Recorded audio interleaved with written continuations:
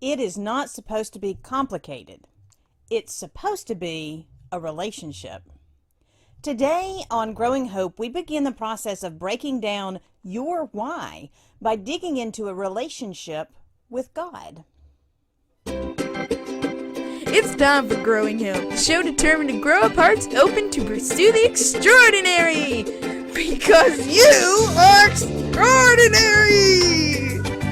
And now, live from a little cabin in the woods, nestled along Big Spring Creek, it's your host, Kathryn Lang. Hello and welcome to Growing Hope, where we are invested in purpose. And we're investing on purpose because we're each uniquely designed for a purpose. I am Kathryn Lang, your resident Hope Smith, because I believe a seed of hope makes room for all your possibilities. Over the last few weeks together, we've been talking about living your balanced life. And today we start down the path of why. The reason you were placed here, in this moment, at this time. We will uncover and unlock your heart seed, the purpose that was planted in you at the beginning of time, and then we will clear the way for you to create your own whiteboard of world domination plan. And then take flight into your big dreams. You define your place and purpose when you answer and understand eight questions. Okay, actually there's 4 questions. It's just that each question has 2 different parts. So it's just simple. Why, what, how, when? Why are you here? What makes up your heart seed? How does that work in God's design? When do you move into your place? It's been said that when you find your uniqueness and you make it your own, when you turn your passion into your profession, then you never work a day in your life. I'm a firm believer in living in purpose, intentionally following your uniqueness. The key is understanding how your uniqueness works, because the world doesn't understand. The world will tell you you're crazy. Sometimes you're going to think you're crazy. When you are walking out your unique design and purpose, it just doesn't seem like it fits in this world, and it's not supposed to. It's not going to make sense when you view it from the world's point of view. But your heart seed is not part of the world. It is a gift planted in you at the beginning of time. When you uncover your uniqueness, when you nurture and care for this heart seed, then you grow up into the place in God's purpose that He designed only for you. The journey into God's design starts with a relationship with God. After all, it is all about relationships, no matter what you're doing or where you're going.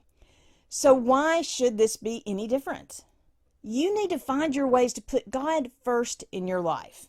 You have to learn about God and memorize His Word and talk to God and talk about God and meditate on what God has provided. If you're going to grow up a relationship with God, you have to find your ways to be invested in knowing Him more.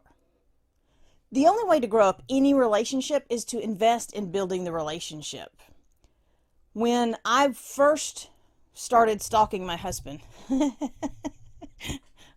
when I first started trying to get his attention and I would show up where he was, which I didn't know was stalking at the time, I really invested in learning what he liked. I found out, that he liked diving, so I joined the diving team. I found out he was a wrestler, so I went home with a friend of mine who took the records for the wrestling team, so I got to see him at practice.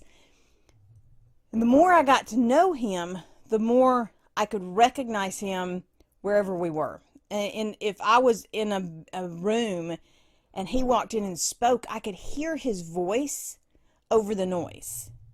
I was so focused on knowing him that I could recognize him anywhere. As our relationship has grown and expanded, I can sense when he hasn't eaten because of the way he is acting or the way his body language is. I know him. I know 9 times out of 10 what he's thinking, and I'm learning not to tell him what he's thinking or not finishing his sentence, because then he feels like he's not even needed. But I know, and see, I've learned that about him. I've learned that that's something that annoys him. But it's come from investing in that relationship. investing in knowing him more, taking time to spend with him, talking with him, visiting with him, really watching how he acts and responds, and listening to others talk about him and talk to him. The investment in relationship is what allows us to grow and understand the purpose and design. And when you are invested in the one that created you, when you're invested in building that relationship with the Creator, then you understand the design that he crafted in you. And he crafted you specifically for a purpose. When you know your uniqueness, then you're positioned to live bold in that design. You can live your big dreams. You can create your world domination. You just have to be invested in knowing your why, understanding that heart seed. You are here for a reason. You are here right now, right here, for such a time as this. The best news that you're going to hear all day is that there is nobody else that can fulfill your unique design. Nobody except you, because you were created to fulfill that specific place and to be that design. The key is knowing your uniqueness. The key is understanding the heart seed that was planted in you from the beginning, the heart seed that grows up into all of your possibilities. And you uncover your heart seed when you understand the heart of the one that planted it in the first place. It is not supposed to be complicated. It is just supposed to be relationship. But we spend a lot of time and effort making it complicated. And we invite the people around us to make it even more complicated. And we listen to the demands of the world to make it even more complicated.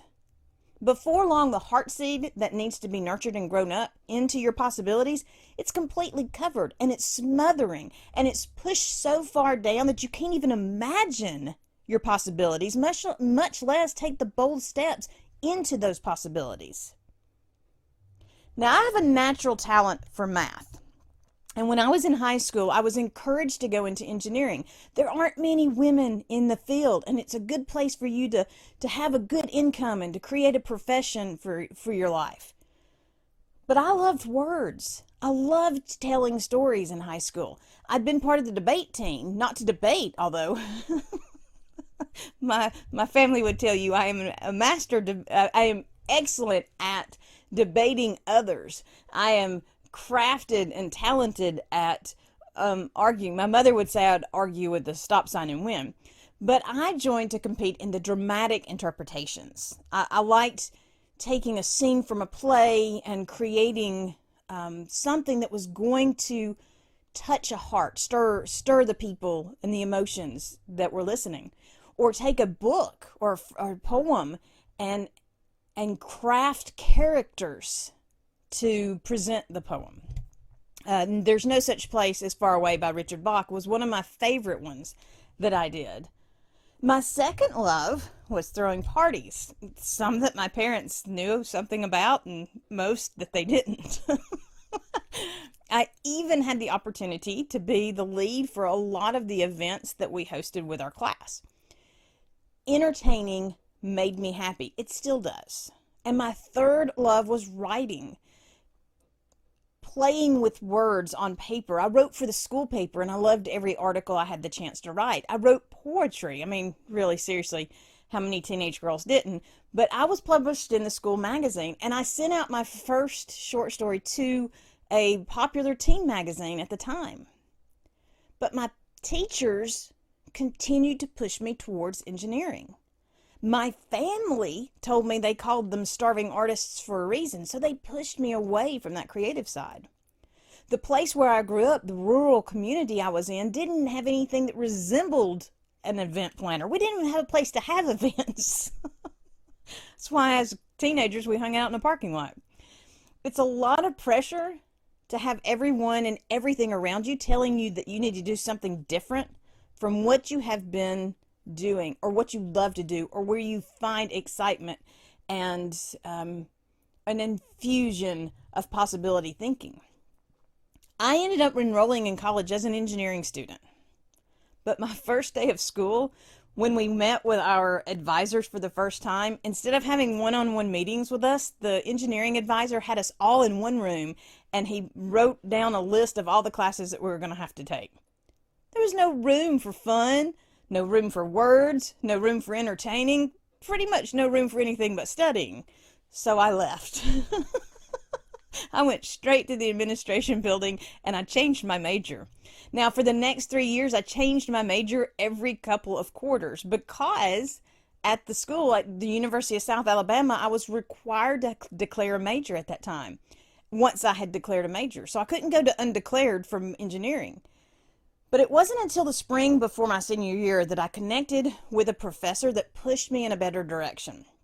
He said, you need to really look into leisure services. Now, I had no idea what leisure services is, and you probably have no idea right now. But let's just say it intrigued me. Leisure services. So I made an appointment with one of the professors, and when I walked into her office, I felt like I was at home. I mean, like literally in my room. Because my room was never traditionally organized. My mom would tell you it was a mess. But I knew where everything was, and everything had a system for me.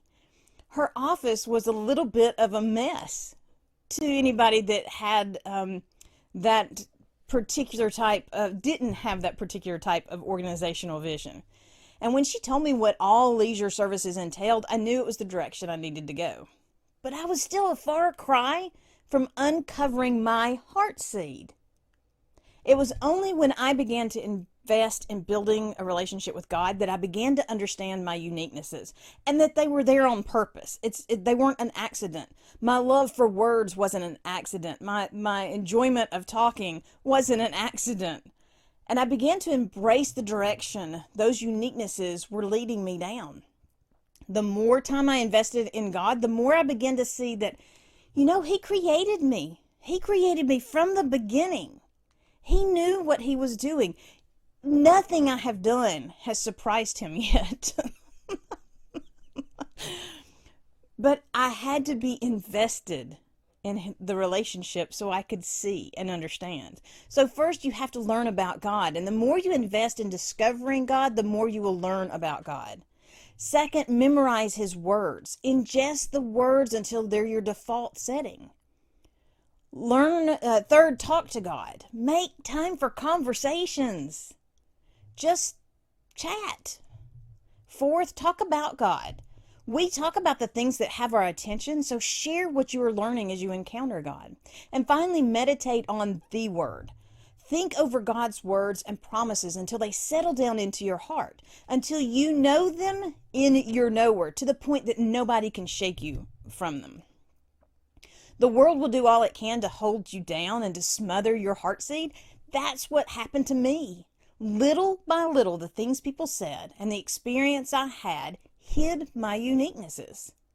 A little bit at a time, I pulled back that stuff that had been piled on my heart seed, and I began to feed and nurture that heart seed. And slowly, a little bit at a time, I began to understand my place and purpose. It is hard to see what your heart seed is designed to do. It is hard to understand your design when it's all covered by stuff. And the more stuff you have, the harder it can be to break through. But the key is just to focus on the little bits, because those little bits, that's what adds up to the big. The little bits are what covered you in the first place. So exposing it a little bit at a time is where you get to that life of possibility that you are designed to live. Dig into your personal relationship with God so that you can hear him revealed to you, his plan for your place and his purpose. Too often we struggle over why we are here, but the why is not supposed to be complicated. It is just about that relationship with him. And when you invest in that relationship, when you unlock that heart seed, then you grow up into the you that he designed. It starts in that relationship, exposes the heart seed, and grows up into your big dreams. You can find your focus. You can, but you have to make the choice to look for it and seek it out. When you find your focus and you live out that unique place and purpose, then you will be bold in the steps that you take. When you don't understand your place, then you struggle with defining and walking out your way. The first time I was paid to write, I knew I was onto something. My love of words was making a difference, and it was making a way for me. And then I got paid to speak. I fell into my happy place. I was encouraging and entertaining and sharing words. I had struggled so long to fit into expectations. And the expectations are ones that I set for myself, of course with the guidance of those around me and a dash of the world here and there. My husband and I changed churches, which involved a complete shift in denominational focus. And suddenly I found myself waist deep in Bible studies. I was doing Bible studies with the others in the church, and then I was doing them on my own. And the deeper I dug, the more I uncovered. The more I uncovered of God, and through God, of myself. It was a little bit here and a little bit there. Sometimes I saw it the first time. Sometimes I completely understood why Jesus had to say to his followers, and again I say unto you. Sometimes I saw it, I understood it, I embraced it, and then I just let it go. But always I was investing in more and more into that relationship with God. And when in doubt, I would just follow Blue, from Blue's Clues, and I would go back to where I was. And then I would find where it had worked before, and I'd start from there. I spent a lot of time, for a long time, going back to where I was. But the more I got to know the Maker, the less I had to go back. Now, I still had to shift and flex and adjust, because even when we do understand the uniqueness, even when we know our heart seed, the world is going to be invested in knocking us down. The world is not going to fall into line with what we want to do. The world will continue to throw up the walls and the barriers, determined to shove you back in its box. God has a purpose and a specific and unique place for you in his purpose. If you want to know more about living out your place and purpose, or how to harness your why, visit harnessyourwhy.com. And join me each day as we continue this process over the next few weeks to unlock your unique place in God's purpose. You are made to thrive in this world, even though the world will try to convince you that you are lucky if you can survive. Dare to dream big, and then focus on developing a relationship with the Maker so that you can take flight into all of your possibilities. Thank you so much for joining me for today's Growing Hope. I am excited about this series because I know how unique you are, and I can't wait for you to unlock it and to live it boldly, purposefully, intentionally. Igniting your big dreams fuels my pursuit of my place and purpose. Helping you helps me. I look forward to hearing your stories, so be sure to join me over at the Growing Hope Radio Facebook group, or connect with me at snarkyrainbows.com. You can get a daily dose of hope and encouragement over there. The more you are willing to invest in growing up your possibilities, the more you're willing to invest in knowing your unique design, the bolder you're going to be in stepping into that design. The more you know it, the more you show it. The more you know God, the more you show God. The more you know God, the more you know you, and the more you show you. It is that simple. Don't let the world complicate it. And don't make it complicated yourself. Just stay focused on God. I am Kathryn Lang, and I'm here to tell you that hope makes a difference, because every day holds a promise of more, and every action contains the power of possibility. It is not about what the world says or even what the world shows. The strength of hope and encouragement will and does push through the limits and the walls of the world. My prayer is, and always will be, that the words I share are helping establish a foundation of hope that will shatter the delusions of the world around us. Until next time, remember, be blessed and be a blessing. Thank you for joining us for Growing Hope with Kathryn Lang, where we are sharing hope, encouragement, and inspiration to do more. Visit www.kathrynlang.com to invite Kathryn to be part of your event or to share your own stories of possibility living. Until next time, remember that a seed of hope planted and nurtured will grow up into a world of possibilities.